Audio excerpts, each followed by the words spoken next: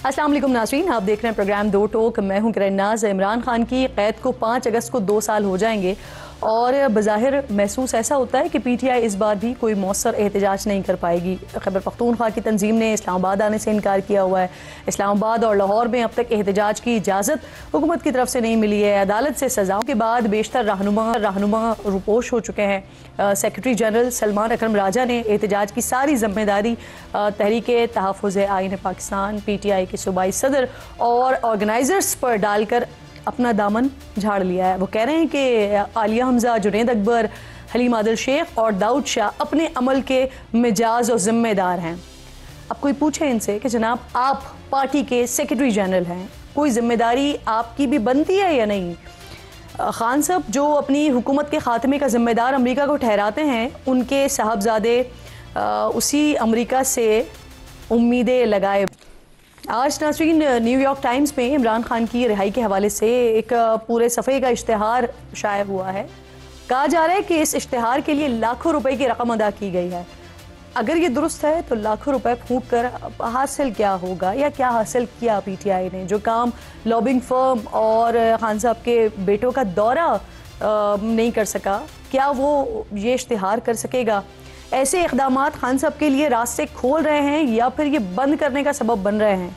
इस पर बात करने के लिए प्रोग्राम में आज मेरे इंतहाई मोअज़्ज़ज़ मेहमानों में इख्तियार वली खान साहब, कोऑर्डिनेटर टू प्राइम मिनिस्टर, मुझे प्रोग्राम में ज्वाइन कर रहे हैं। मैं आपकी शुक्रगुजार हूँ। खुशामदीद आपको कहूँगी। नईम हैदर पंजोता साहब पाकिस्तान तहरीक इंसाफ के अहम रहनुमा हैं, प्रोग्राम में साथ मौजूद हैं, आपको भी खुशामदीद कहूँगी। और उसके साथ साथ तनवीर अहमद साहब जो कि पाकिस्तानी निजात अमरीकी बिजनेसमैन हैं, एक बड़ा रोल है इस सारी सिचुएशन में उनका, वो भी हमारे साथ प्रोग्राम में इस वक्त ज्वाइन कर रहे हैं। मैं आप दोनों मेहमानों की शुक्रगुजार हूँ। पंजोता साहब, सबसे पहले ज़रा आपसे बात का आगाज़ कर लेते हैं क्योंकि अब 2 ही दिन रह गए हैं ना।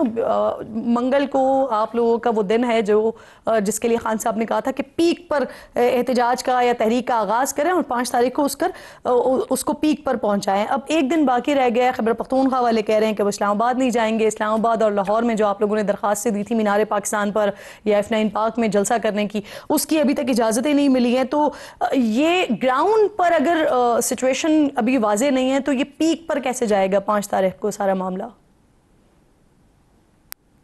बहुत शुक्रिया क्या नाज साहब, आपने मौका दिया जी।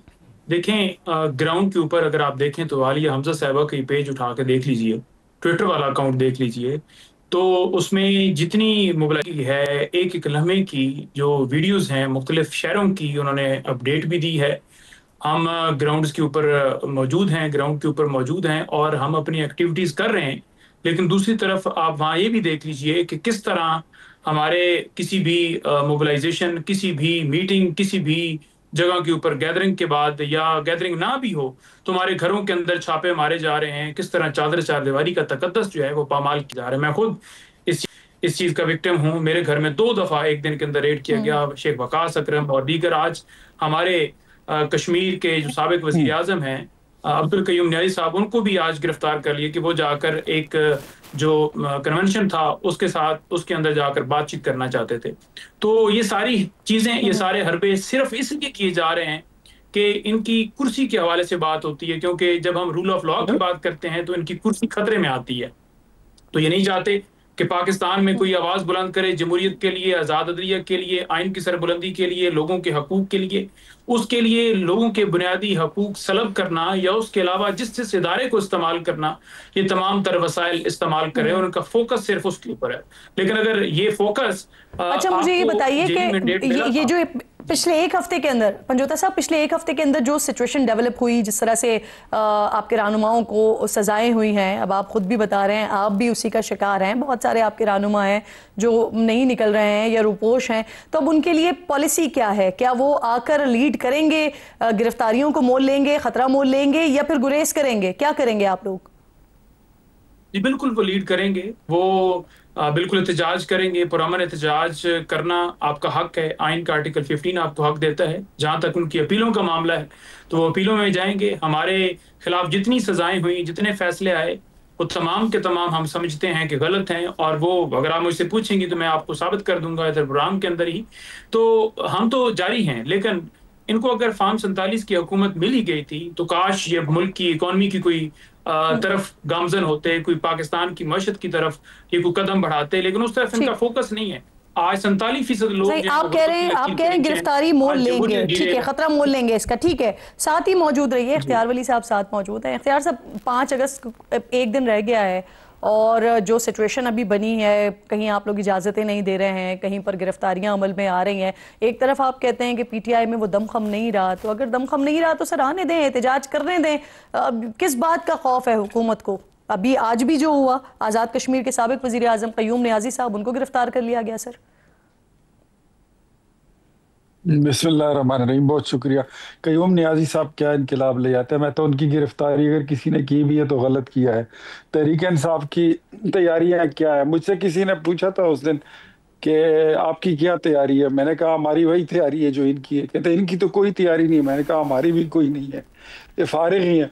और दूसरा, मुझे जो लगता है ये सारे 5 अगस्त को कोई तहरीक शरीक नहीं चलेगी। एक इनमें मुझे जो दिखाई दे रहा है, अली अमीन वो अपने ओहदे की, वो वजीर आला है एक सूबे का, और वो अगर अपने ओहदे की कोई कॉस्ट पे करेगा, कोई कुर्बानी देगा, तो वो शायद कुछ हल जुल कर ले, कुछ एहतजाज, कोई रैली वगैरह कर ले।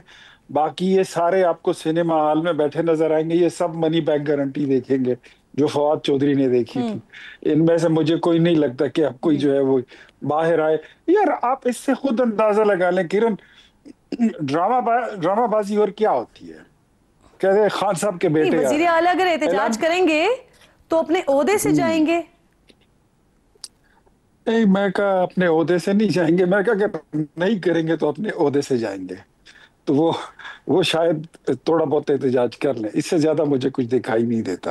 अब देखिए, ये इमरान खान साहब के जो बेटे हैं ना, वो एक को ये पता नहीं तारिक बिन जियाद कहते हैं, दूसरा खालिद बिन वलीद है। वो कह रहे हैं कि आ रहे हैं पाकिस्तान तो कोई इनकलाब वगैरह लाएंगे। तो उनके वीजे की अप्लाई अगर करनी ही थी तो बहुत पहले कर लेते ना।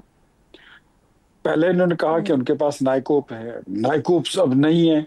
उनकी अब फुप्पो कह रही है कि वो गुम हो गए हैं।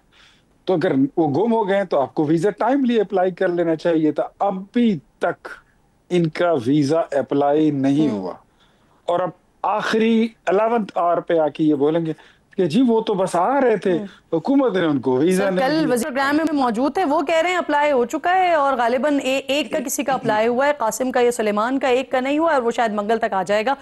वो तो कल ये बात करके गए हैं। और अगर सर नियत हो इजरा की, जारी करने की, तो बहुत लंबा प्रोसेस तो नहीं है। नाइकॉप कभी वो भी 7 डेज में आ ही जाता है। मुझे फरमाइए सर, क्या आने वाले चंद दिनों में मजीद गिरफ्तारियां हैं मुतवक्के?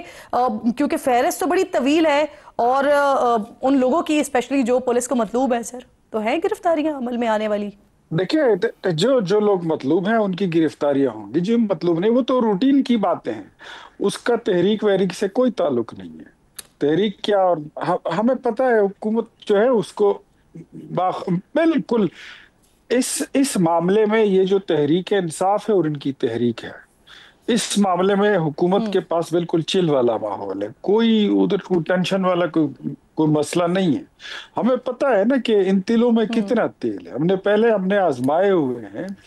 ये हमने 8 अक्टूबर भी देखा था, उससे पहले सितंबर में भी 12 सितंबर भी देखा था, फिर 22 अक्टूबर भी देखा, फिर उसके बाद वहां से दौड़ लगाते हुए भी देखा। तो ये एक बात मैं आपको बताऊं कि इनकी सियासत अब ऐसी जगह पे चल पड़ी है, एक ऐसी जगह पहुंच चुकी है कि इमरान खान अब $4.5 लाख कितने बनते हैं, आप उसका अंदाजा लगा ले, करोड़ों रुपए बनते हैं। ये वहां पर न्यूयॉर्क टाइम्स में इश्तिहार दे रहे हैं। दूसरा, इनको कोई ऐसा एहतजाज सूट करता है जिसमें खून बहे, जिसमें लोग मरे, जिसमें लाशें उठाई जाए। इनको उस तरह का कोई वाकया चाहिए। हम इनको कोई दूसरा मॉडल टाउन नहीं दे रहे, हम इनको कोई 26 नवंबर रिपीट नहीं करने देंगे।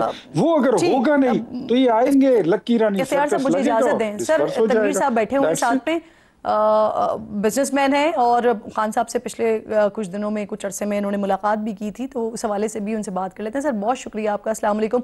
तनवीर साहब, सबसे पहले तो ये फरमाइए, जिस तरह से हम पाकिस्तान तहरीक इंसाफ को देख रहे हैं पिछले 3 साल में पॉलिटिकली कुछ गेन नहीं किया, जिस तरह से वो एहतजाज के मोड में पिछले 3 साल से हमें दिखाई देती है, लेकिन पॉलिटिकली गेन करने के बजाय पीटीआई ने लूज किया है। आपकी जब मुलाकात हुई तो आपने खान साहब को क्या इस हवाले से समझाया या समझाने की कोशिश की कि कुछ लचक की जरूरत होगी, कुछ नरमी की जरूरत होगी, तो उसके बाद ही शायद मामलात पीटीआई के कुछ हक में जाए? जी थैंक यू किरण, आपने मुझे इधर बुलाया। मैं इससे पहले कि आपके क्वेश्चन का जवाब दूं, मैं दो चीज़ें ज़रा क्लियर करना चाहता हूँ। पंजोता साहब ने उसमें एक चीज़ कही कि जी हम अपने जो है ना केसेस लड़ रहे हैं और ये फार्म 47 की हुकूमत है और इसको चाहिए कि इकानमी पर तवज्जो दें। तो मैं इस चीज़ को ना एक चीज़ का काउंटर करता हूँ कि दुनिया में कोई भी कामयाब होती है ना तो उसकी अपोजिशन इतनी ज़्यादा स्ट्रॉन्ग होती है, लेकिन अनफॉर्चुनेटली कि पीटीआई एक बड़ी जमात होने के बावजूद कोई अपोजिशन नहीं कर रही, कोई उन्होंने आज तक असेंबली में बैठ के कोई स्टैंड ऐसा नहीं लिया जो गवर्नमेंट को दे सके ताकि ना वो आगे चल सके। अब मैं अब्दुल क़य्यूम साहब की बात पे कहता हूँ एक चीज़ जो उन्होंने बड़ी अच्छी बात की कि जी हम इस वक्त इनको कोई खून खराबे का मौका नहीं देंगे। देखें, अगर आप 2012-13 से लेके चले तो आज तक पीटीआई ने वो वायलेंस की तरफ ही गए हैं, उनको वायलेंस ही सूट करता है। उन्होंने आज तक कोई ऐसा काम नहीं किया जिससे ये लगे कि जी हम जो है ना एक बिल्कुल पॉलिटिकल पार्टी हैं और पुरअमन चाहते हैं। अब आता हूँ मैं आपके क्वेश्चन पे। मेरी इस चीज़ पे खान साहब के साथ बड़ी तफसीलन बातचीत हुई थी, उसको मैंने as a matter of fact जो प्रेसिडेंट ट्रम्प की है ना वो भी बात की थी। खान साहब ने ना एक बड़ा मशहूर डायलॉग बोला था, क्या हम गुलाम हैं और जो अमेरिका का यार है वो गद्दार है। अब उसी अमेरिका से आप जाके मदद मांग रहे हैं, आपके बेटे उधर ही जा रहे हैं। आप ये क्या कर रहे हैं, क्यों हम इस तरीके से कर रहे हैं? अब आ जाता हूँ जो ये आर्टिकल हुआ, मेरा नहीं ख्याल कि ये $4.5 लाख दिए गए हैं। जो जिन लोगों ने ये छपवाया है वो 3 लोग हैं, उसमें डॉक्टर सायरा बिलाल है, डॉक्टर उस्मान है और डॉक्टर मुनीर है। इन तीनों में इतनी हिम्मत नहीं है कि वो $4.5 लाख दे सके। मैं अमेरिका में रहता हूँ, इस तरह के आर्टिकल जो है ना वो $6,000 से $10,000 में छप जाते हैं। अब अगर हम इस आर्टिकल को देख लें, इसमें जो सारे पॉइंट्स उन्होंने लिखे हुए हैं कि जी उनको 22 घंटे जो है ना उस सेल में रखा जा रहा है, ये जेल है, ये कोई ऐसा आपका कोई विला या कोई घर नहीं है। तनवीर साहब जी तनवीर साहब, मैं चाह रही थी कि पहले आप मेरे पहले सवाल के जवाब कंप्लीट कर लेते तो फिर उसके बाद हम इस आर्टिकल के ऊपर भी आ जाते। लेकिन जो 3 लोगों के आप नाम ले रहे हैं, सायरा की बात कर रहे हैं, आप उस्मान की बात कर रहे हैं, डॉक्टर्स हैं जो, ये वही लोग हैं जिन्होंने आपके साथ जब मुलाकात आपने खान साहब से की थी तो ये भी उनमें शामिल थे? नहीं, ये उनमें शामिल नहीं थे, ये किरण बिल्कुल उनमें शामिल नहीं थे। और ये वो 3 लोग हैं जो मार्च में आए थे जिन्होंने सिर्फ DGISI से मुलाकात की थी। इनका कोई खान की मुलाकात से कोई लेना देना नहीं है। आपने जब आपकी बात हुई थी तो उस वक्त आपको क्या जवाब मिला था खान साहब से, जब आप कह रहे हैं कि वाली सारी बातें खान साहब 2012-13 से अगर वॉयलेंस आपको नजर आया है पीटीआई में तो आपने ये खान साहब के सामने मौकफ रखा, उन्होंने क्या जवाब दिया आपको? मैंने इस चीज़ का मौकफ रखा। देखिए, बहुत सारी चीज़ें ऐसी हैं कि जो खान साहब को पता ही नहीं चलती हैं, बहुत सारी चीज़ें ऐसी हैं कि जो he is completely unaware of it. अब बात आ जाती है कि जी इस चीज़ को लेके ना, देखें कुछ भी होता है ना, हमारे जो लीडर्स होते हैं उनको स्पेस क्रिएट करनी चाहिए। जो हमारे इस चीज़ को समझते हैं कि हमें चीज़ों को लेके पॉलिटिकली आगे चलना चाहिए, पर अनफॉर्चुनेटली जो दूसरे हैं उनको ओवर पावर कर लेते हैं। अब फॉर एग्जांपल मैं अलीमा खान की एक बात करना चाहता हूँ, अगर वो पॉलिटिकल बयान दे रही हैं तो उनको पॉलिटिकल पार्टी में होना चाहिए, पॉलिटिकल एडमिनिस्ट्रेशन में होना चाहिए, लेकिन वो वहाँ पे नहीं है। तो मेरा नहीं ख्याल कि उनकी जो कोई बात होती है कि वो पॉलिटिकली करेक्ट होती है, वो एज ए एडमिनिस्ट्रेटर बात ज़रूर करें, लेकिन हम उसको पॉलिटिकली ना लिया जाए। तनवीर साहब, मुझे ये फरमाइए, ये आज जो इश्तिहार लगा है न्यूयॉर्क टाइम्स में, ये वो सारी कोशिशें जो आप समेत बाकी लोग जो मुख्तलिफ मुलाकातें कर रहे थे अहम ओहदेदारों से या फिर खान साहब से और खान साहब की रिहाई के लिए जो कोशिशें कर रहे थे, उन कोशिशों में नाकामी हुई। इसके बाद नौबत यहाँ तक आई कि इस तरह का एक इश्तिहार छापा जाए जिसमें बहुत सी ऐसी चीज़ें भी, गुमराहकुन चीज़ें भी मौजूद हैं। तो ये नाकामी क्यों हुई सर? नहीं, ये नाकामी नहीं माना। नाकामी जो है ना, देखिए ये शुरू से ही ऐसी है कि जी अगर हमारी बात नहीं मानेंगे आप तो हम ब्लैकमेलिंग पे आ जाएंगे। ये पीटीआई का देखे पिछले 2-2.5 साल से ना यही दो टोक नजरिया रहा है कि हमारी बात मानो, जो इधर इट इज़ माई वे और अ हाई वे। पिछले 2 सालों से कभी ना कभी सिग्नेचर लिए जा रहे हैं, कभी कोई करारदाद पेश की जा रही है, अभी भी यही है। अगर खान साहब की अगर बात करें, जो भी मेरी उनसे मुलाकात हुई है, ही इज़ एब्सोल्युटली फाइन कि किसी तरीके से डायलॉग किया जाए। किसी भी पॉलिटिकल पार्टी में कुछ भी आगे करने के लिए डायलॉग एक बहुत ज़्यादा ज़रूरी है, बट अनफॉर्चुनेटली जो हमारा पाकिस्तानी डायस्पोरा बाहर बैठा हुआ है उस चीज़ को बिल्कुल समझ ही नहीं रहा कि जी हमें डायलॉग करना चाहिए। आप ये कह रहे हैं खान साहब इस चीज के लिए राजी हैं कि डायलॉग्स किए जाए? बिल्कुल तो उन्होंने राजी हैं। क्या क्या रखा आपके सामने, डिमांड क्या रखी उन्होंने कोई ऐसी डिमांड नहीं रखी, उनका सिर्फ एक ही मकसद है कि मुल्क में जो है ना हर चीज़ जो है ना वो बेहतर होनी चाहिए। अब मसला ये आ जाता है कि जो उनकी पूरी टीम है, क्या वो ये चाहती है कि ये सारी चीज़ें, मैं 2 एग्जांपल इसको देना चाहूँगा कि अगर जनवरी में देखा जाए तो उस वक्त खान साहब ने बोला था कि जी हमने इस्टेब्लिशमेंट से बात नहीं करनी, हमने सिर्फ गवर्नमेंट से बात करनी है। बड़ी मुश्किल से गवर्नमेंट इस चीज़ पे मानी, एक कमेटी भी बनाई गई, लेकिन जो पीटीआई की पॉलिटिकल कमेटी थी वो उस कमेटी में शामिल नहीं हुई और वो डायलॉग वहाँ पे ख़त्म हो गए। अब आ जाते 24 मई को खान साहब की एक ट्वीट आती है कि जी हम सिर्फ इस्टेब्लिशमेंट से बात करेंगे, हम गवर्नमेंट से बिल्कुल बात नहीं करेंगे। 25 मई को अली अमीन गंडापुर खान साहब से मिलकर आते हैं, वो अपनी एक स्टेटमेंट देते हैं कि जी अब तो हम तहरीक चलाएंगे और ज़मीन को गर्म करेंगे। 26 मई को अलीमा खान का बयान आ जाता है कि जी हम एस्टेब्लिशमेंट से सिर्फ बात करेंगे और जो भी है वो गिव एंड टेक करेंगे। आप हमें बताएं, आप बताइए आपको चाहिए क्या चाहिए। तो ये देखें कि 3 स्टेटमेंट्स आती हैं, 3 डिफरेंट, जो एक मेन आदमी है इस पॉलिटिकल पार्टी के, उन 3 दिनों में 3 डिफरेंट स्टेटमेंट्स आती हैं, तो आप किस पे यकीन करेंगी? ठीक। तनवीर साहब, ऐसे जो आप बात कर रहे हैं ये बड़ी इंपॉर्टेंट है, इसलिए क्योंकि हुकूमत तो ये मौक़िफ़ अपनाती रहती है कि जो बाहर पाकिस्तान तहरीक इंसाफ की जो लीडरशिप बैठी हुई है या अमेरिका में जो लोग बैठे हुए हैं, जो वहाँ का डायस्पोरा है, वो शायद नहीं चाहता है कि खान साहब की रिहाई हो और वो इस तरह की बात करता है। लेकिन आप क्योंकि मिलकर आए और आप ये बात करें, इख्तियार साहब क्या गुफ्तगू कर रहे हैं तनवीर साहब? वो कह रहे हैं कि यहाँ पर जो बैठी हुई क़यादत है वो नहीं चाहती कि खान साहब बाहर आए। तो सर ये तो आपके पॉइंट ऑफ व्यू को सेकंड कर रहे हैं। अब बारी तो मेरी इसमें जी, ये इसमें कोई शक नहीं है कि मैं आती हूँ आपकी तरफ। जो लोग इसमें कोई शक नहीं है कि यहाँ पे जो लोग हैं वो, उसमें से बहुत सारे लोग जो हैं वो ये नहीं चाहते हैं कि वो बाहर आए, क्योंकि यहाँ पर बहुत सारे लोगों ने अपने अपने करप्शन की दुकानें खोल रखी हैं। बहुत सारे लोग कुछ सेनेट में वोटें बेचते हैं, कुछ क्या करते हैं, किसी का क्या कारोबार है, उन सबके मफादात है, वो एक अलग डिबेट है। एनीवेज ये उनको वारा खाता है। और दूसरा, मैंने आपको बताया अभी तक कि इनकी पार्टी में कई धड़े बन चुके हैं, कुछ इनकी फैमिली में है, कुछ इनकी फैमिली से बाहर हैं, और हर बंदा जो है वो कहता है कि मैं इस पार्टी को अब लीड करूं या मैं इसको टेक ओवर कर लूं। वो एक अलग डिबेट है। जहां तक सर, कल मेरे प्रोग्राम में हुज़ैफर रहमान साहब मौजूद थे। इख्तियार साहब वो ये कह रहे थे कि हुकूमत ने खान साहब को अरब ममालिक भेजने के लिए ऑफर की थी, लेकिन खान साहब यूरोप की तरफ जाना चाहते थे और मामलात ऑलमोस्ट फाइनलाइज हो भी रहे थे, लेकिन फिर अगले दिन खान साहब ने बात ही ऐसी कर दी कि वो मामला खटाई में पड़ गया। देखिए, हुज़ैफा रहमान ने जो बात की है ना, वो बात उन्होंने कर दी, लेकिन कुछ थोड़ा सा उसमें सफारती आदाब का ख्याल रखना चाहिए था।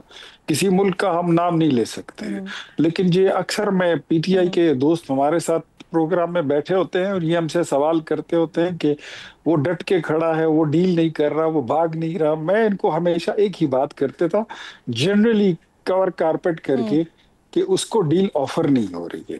डील ऑफर होगी, वो 1 मिनट नहीं लगाएगा। तो हुज़ैफा रहमान ने मेरी डील ऑफर नहीं हो रही है या डील ही ऑफर नहीं हो रही? उसको अभी तक डील ऑफर नहीं हुई, और डील जो है अपनी मर्जी तो बात की के हवाले से तो आप ही के लोग, हुज़ैफा रहमान साहब भी कंफर्म कर रहे हैं ना, वो कह रहे हैं गल्फ कंट्रीज के लिए हमने उनको कह दिया था। मैं गल्फ कंट्री का भी नाम नहीं लूंगा, और मैं जो मगरिबी मुल्क है मैं उसका भी नाम नहीं लूंगा। कुछ हमारे ऊपर कदगन भी है, कुछ जिम्मेदारी है, लेकिन मैं इतना कहूंगा कि मशरिक मगरिब कह के बात कर लें। मिडिल ईस्ट की तरफ आप लोगों ने कहा, लेकिन दूसरी तरफ वो जाना चाह रहे थे मगरिब की तरफ। ऐसा कर लें, सुनने वालों को सब समझ आती है। अंसार अब्बासी का जो कॉलम है ना, वो हकीकत है। हुज़ैफा ने ठीक कहा कि वो आधी बात थी। इमरान खान साहब जो है वो he is seeking for a deal.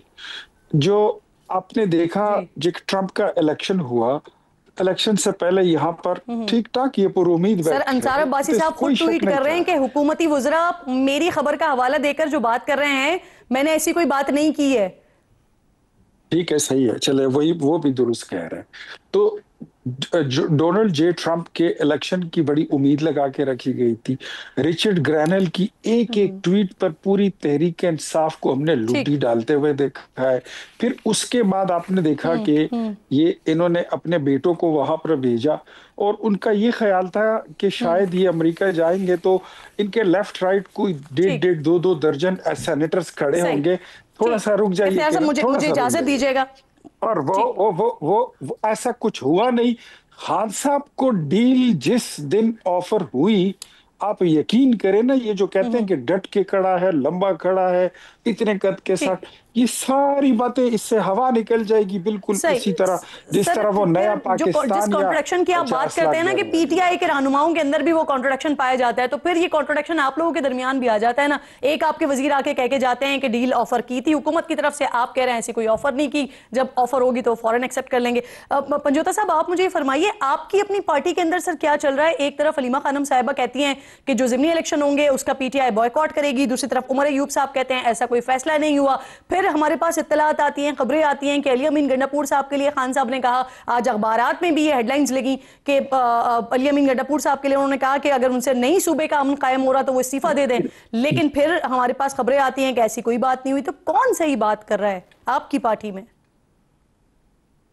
देखिए क्या साहब, मैं 3 मिनट टोटल लूंगा और उसके अंदर अपनी तमाम बात कंक्लूड करूंगा। पिछला सेगमेंट भी मेरा वो यानी मेरा टाइम था, मिस हुआ। देखिए उन्होंने बातें की 3 4 5, उनका मैं जवाब शॉर्ट शॉर्ट करके दे देता हूँ।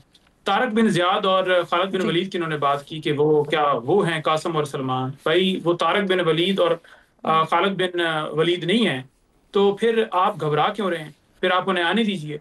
फिर आप क्यों पाबंदी लगा रहे हैं? उन्होंने अप्लाई किया हुआ है और ट्रैकिंग आईडी मैं दोबारा इधर शेयर कर देता हूं कि क्या नंबर्स हैं उनके। कल भी हमने सोशल मीडिया के ऊपर हमारे कुछ रहनुमाओं ने टीवी के ऊपर जाकर भी शेयर किया कि उन्होंने अप्लाई किया है। आप हिम्मत दिखाएं, आने दें। फिर आप क्यों डर रहे हैं? नंबर 2 बात इन्होंने गिरफ्तारियों की तो 50,000 से ज्यादा लोग हमारे गिरफ्तार हुए, 50 के करीब हमारे लोग शहीद हुए, कई लोगों को उठाया गया, प्रेस कॉन्फ्रेंस करवाई गई, सारा कुछ जुल्म सितम, घरों में छापे, सारा कुछ किया गया।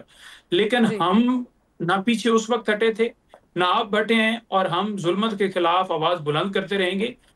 आपकी तरह नहीं है कि नवाज शरीफ साहब कह रहे थे कि जब मुझे निकाला गया तो फिर मेरे लिए तो कोई बंदा सड़कों पर निकले ही नहीं। इमरान सही। खान के लिए लोग मेरे निकलते हैं, सवाल का इससे जवाब दे मोहब्बत करते दें। हैं। ठीक। ठीक। ठीक है, अब नंबर 3 उन्होंने पंजोता बात साहब, की मुझे सेगमेंट को यहाँ पर कि क्लोज इश्तिहारात। करना था, लेकिन क्योंकि आपकी बात मुकम्मल नहीं हुई है तो मैं ब्रेक के बाद दोबारा आती हूँ, आपका जवाब लूंगी, फिर हम ये सेगमेंट क्लोज करेंगे। एक ब्रेक के ठीक बाद है। वापस आते हैं।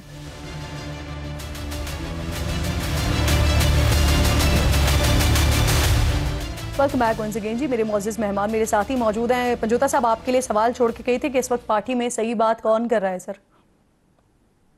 देखिए बात यह है कि जो अलीमा पे उन्होंने बात की है, खान साहब की जो पैगाम है वो देती हैं, और उन्होंने बताया कि खान साहब ने कहा है कि बिल्कुल हम वहाँ इलेक्शन नहीं कराएंगे, यानी अपने उम्मीदवार नहीं खड़े करेंगे जहाँ इलीगल ये सारा किया गया, सजाएं दी गई, हमारे लोगों को डिस्क्वालीफाई करने की तरफ बढ़ रहे हैं, क्योंकि जो है हम इसको नहीं मानते। नंबर 2 बात यह है कि इन्होंने भी वहाँ यही है ना कि जितवा के नून लीग को और फिर कहना जी देखें जी हो गया। नंबर 2 उन्होंने जो बात की है कि अली अमीन उनकी हुकूमत जो है वो इस्तीफा दे दें अगर वहां नहीं होता, तो हमारी तरफ जी। कोई ऐसी लेकिन उमर ऑफिशियल अयूब उनकी कह रहे हैं तरफ से ऐसा नहीं पैगाम है। नहीं आया। बिल्कुल ऐसा पैगाम नहीं आया हमारी तरफ, क्योंकि जो ऑफिशियल खान साहब की तरफ से स्टेटमेंट आती है, कोई बयान डायरेक्शंस आती है, तो वो आगे मैं भेजता हूँ या एक दो और लोग हैं जो लिख के भेजते हैं कि ये डायरेक्शंस हैं, तो ऐसी कोई उमर डायरेक्शन अयूब नहीं साहब है। कह रहे हैं कि ज़िमनी उन्होंने कहा इलेक्शन कि में आप खड़े ना होने का फैसला नहीं हुआ है, तो ये क्या हलीमा खानम साहिबा की ख्वाहिश है या उनका फैसला है अभी तक? नहीं, देखिए खान साहब ने ये जो बात की है, उन्होंने कहा है कि हम वहां पर अपने उम्मीदवार नहीं खड़े करेंगे। अब मजीद अगर उसके अंदर खान साहब की तरफ से आगे कोई पैगाम आता है तो आप तक पहुंच जाएगा। वो उन्होंने आके मैसेज दे दिया, क्योंकि हमारे लोगों को नाजायज तौर पर उन्होंने डिस्क्वालीफाई किया। अब थोड़ा सा मैं अगर आप मौका दें तो मैं जो 3 पॉइंट इन्होंने उठाए थे वो उसका जवाब दे दूं। इन्होंने कहा कि वो डील मांग रहे हैं, जी। ठीक है, उनको डील ऑफर नहीं हो रही, उनको अच्छी डील मिल नहीं रही। असल इनकी ख्वाहिश ये थी कि इमरान खान अगर जेल में जाएंगे तो उसके बाद वो नवाज शरीफ की तरह जो है ना वो गिड़गिड़ा के स्टाम्प देकर बाहर चले जाएंगे, तो वो हुआ नहीं है। तो अब इस तरह के प्रोपेगेंडे की जाते हैं। गिव एंड टेक की बात के ऊपर मैं आपको जवाब दे देता हूँ। खान साहब ने बोला कि अलीमा आपा की, यानी जो उनकी बहन है, उनके बारे में जो स्टेटमेंट दी जा रही है, गलत असर दिया जा रहा है। मुझे 2 साल पहले ये कहा गया कि आप 3 साल के लिए पीछे हट जाओ, मैं 3 मिनट के लिए भी अपने मौकफ से पीछे हटने के लिए तैयार नहीं हूं। तो ये उनकी तरफ से जवाब आ गया। दूसरी बात इन्होंने की कि इनको टेंशन नहीं है हमारे एहतजाज की, तो फिर छापे क्यों मार रहे हैं, फिर रोड्स क्यों ब्लॉक कर रहे हैं, फिर गिरफ्तारियां क्यों कर रहे हैं। तीसरी बात इन्होंने की इश्तिहारात की। देखें, इमरान खान के दीवाने पूरी दुनिया के अंदर मौजूद हैं। इमरान खान अगर शर्ट के ऊपर दस्तखत कर देते हैं ना, वो भी करोड़ों में बिकती है। इमरान खान की तरफ से 2 बादाम मुझे दिए गए और 2 मिलियन उनकी कीमत लग गई। इमरान खान जूती पहनते हैं, वो ब्रांड बन जाता है। करोड़ों रुपए की बात जो है ना, मैं तनवीर साहब से पूछ रही थी, क्योंकि वो खुद अमेरिका में रहते हैं और उन्होंने लॉबिंग की कोशिश की है। आधा मिनट दे दें। जी जी ठीक, आधा मिनट दे।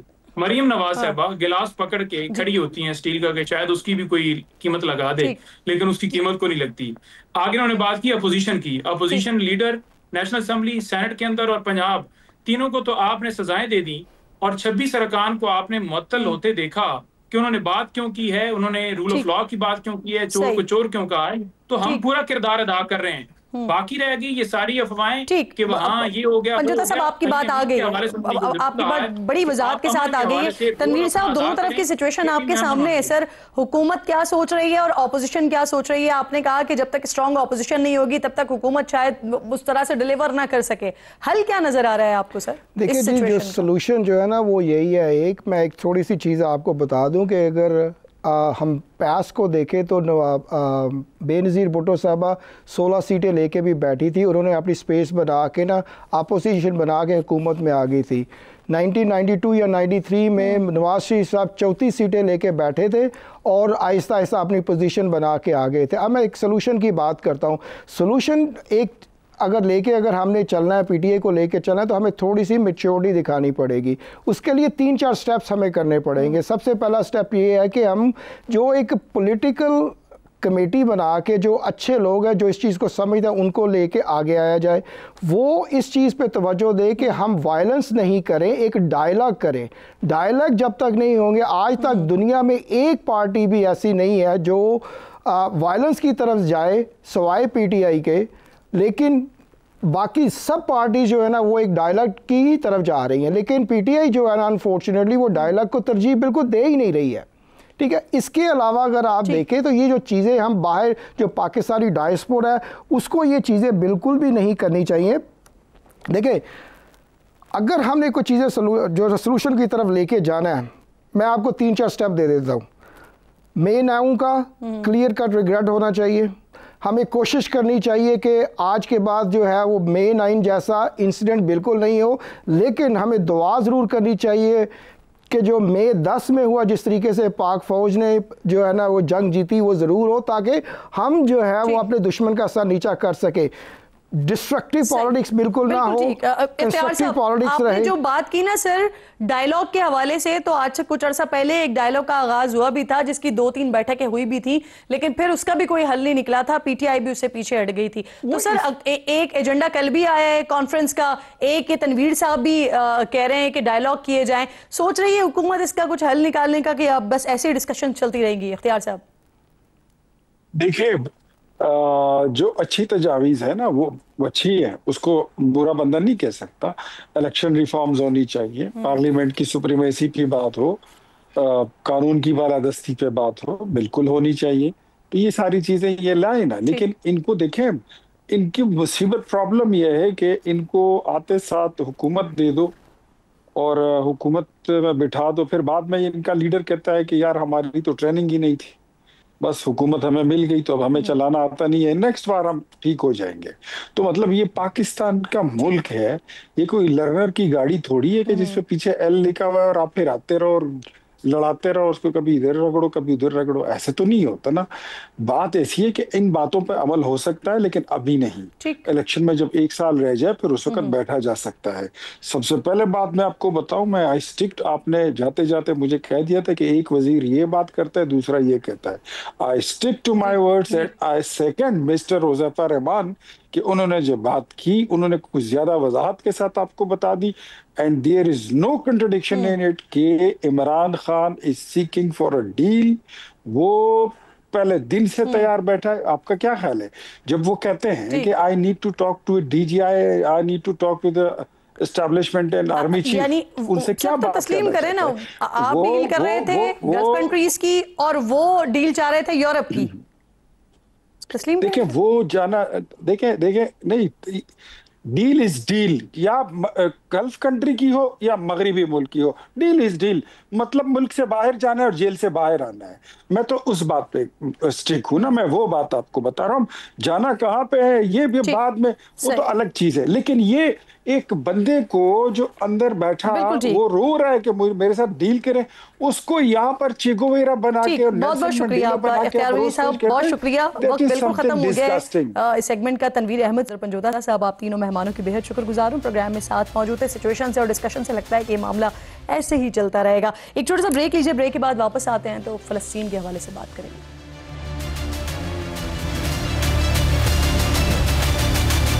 प्रोग्राम में एक बार फिर आपको खुशामदीद कहूँगी नाज़रीन। जुल्म फिर जुल्म है, बढ़ता है तो मिट जाता है। साहिर लुधियानवी का ये मिसरा आज मुझे फ़लस्तीन के हक़ और इसराइल के ख़िलाफ़ बदलता हुआ मगरबी रवैया देखकर बड़ा याद आ रहा है। मासूम फ़लस्तीनियों की आहें, दुआएं और दुहाइयाँ रंग ला रही हैं। कई सालों तक मासूम फ़लस्तीनियों पर इसराइल के जुल्म को जुल्म न मानने वाले ममालिक आज खुद अपने झूठ को छोड़ रहे हैं और इस जुल्म को, जबर को तस्लीम कर रहे हैं।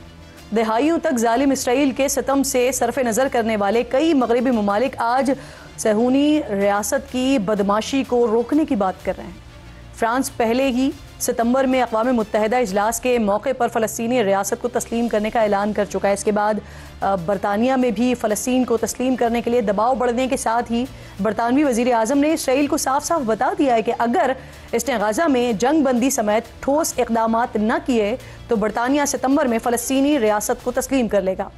यूरोपीय मुल्क माल्टा और फिनलैंड ने भी फ्रांस के फैसले को फॉलो करने का ऐलान कर दिया है। जर्मनी ने भी कह दिया है कि अगर इसराइल और फ़लस्तीन में दो रियासती हल पर मुज़ाकरात का अमल बहाल न हुआ तो जर्मनी फ़लस्तीनी रियासत को तस्लीम करने पर गौर करने पर मजबूर हो जाएगा।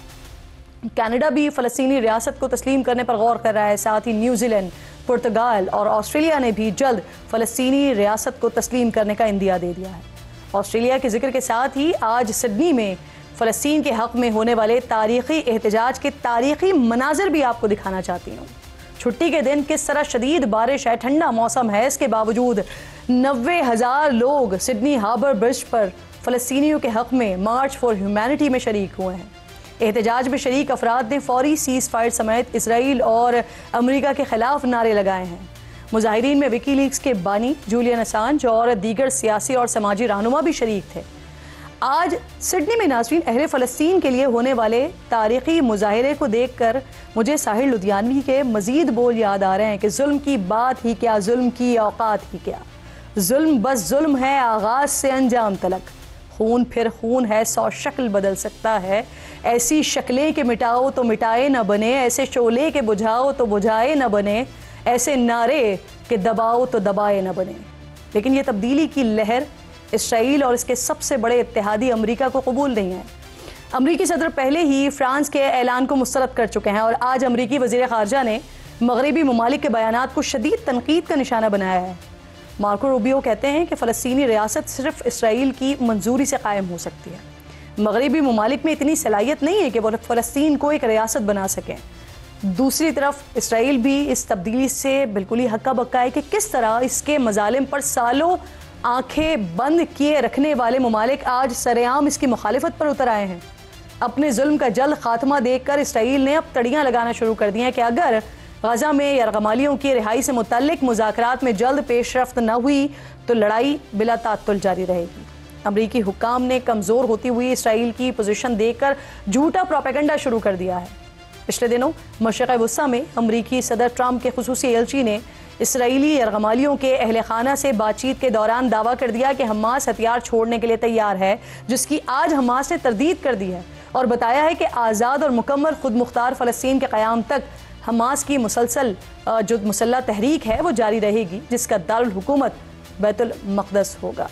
प्रोग्राम का वक्त ख़त्म हो गया। इंशाअल्लाह जुमे को नाज़त होगी। अपना और अपने मुल्क का ख़ास ख्याल रखिए। फ़लस्तीन को, कश्मीर को अपनी दुआओं में याद रखिए। अल्लाह निगहबान।